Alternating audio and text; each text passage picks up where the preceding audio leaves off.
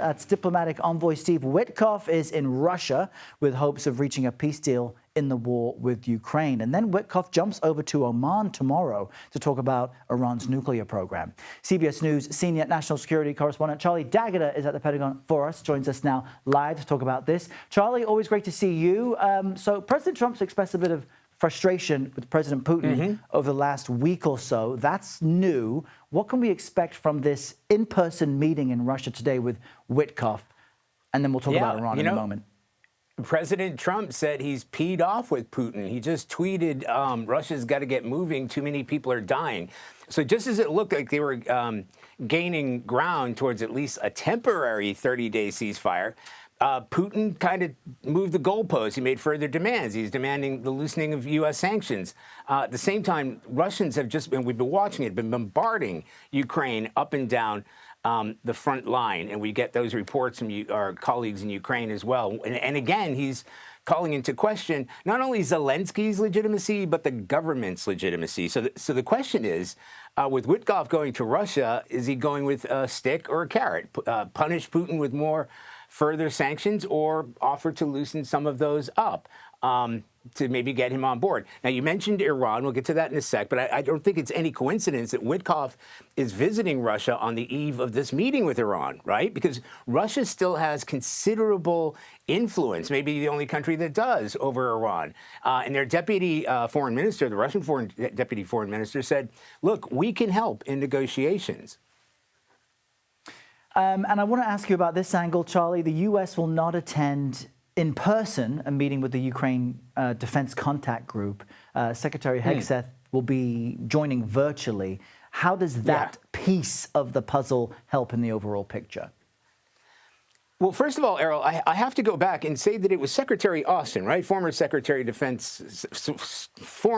Defense Secretary Austin, who actually set up that contact group in the first place. So this was something formed out of the United States military. So the fact that Hegseth is even attending virtually, as far as we know, that was only decided yesterday.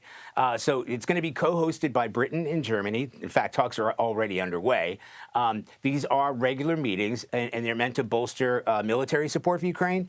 But considering Putin's stance, as we discussed, defense ministers have already said he's in no mood for peace. Actually, they said this morning, peace is out of reach.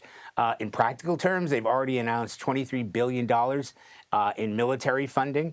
Germany has pledged to provide air defense systems and Patriot missile systems. Those are very important to Ukraine. But the Trump administration and Hegseth himself, Secretary Hegseth, has been urging European allies to take the lead, and that's what we're seeing happening. But ultimately, Ukraine is going to need U.S. support if there is no end in sight for this conflict. So that's interesting, Charlie, considering what's happening in Europe. You've got Witkoff in Russia, then he heads to Oman to talk about Iran. And meanwhile, the U.S. Senate confirmed a new chairman of the Joint Chiefs of Staff just overnight. So what will be his first order of business, Lieutenant General Dan Kane, now in that post? Errol, as you just pointed out, all of the above, right? I guess we also have to remember the United States is already in a shooting war against the Houthis. Unrelenting is how Secretary Hegseth continues to describe it. Then they face that immediate threat, the possibility of military action against Iran. And they are completely tooled up in that CENTCOM region. That's where Yemen and Iran are. 2 aircraft carriers, half a dozen destroyers, cruisers, F-16s, F-35s, B-2 stealth bombers. So I imagine that's going to be the most pressing priority right now. Then, of course, decisions to be made over the U.S. military presence in Europe and what to do about Ukraine. And then we can't forget about China, because as the trade war is ratcheting up, the tensions, military tensions between the United States and China are doing so as well. So the chairman's role is kind of 2 roles.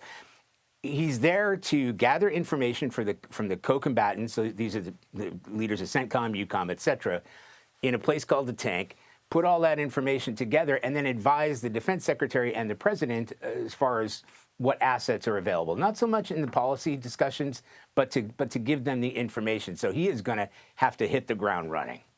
He'll have a nice, quiet first day, and his phone won't ring over the weekend like yours. I know the feeling. Right. Great to chat with you. Thanks for the insight, Charlie. We'll see you later. Thanks, Errol.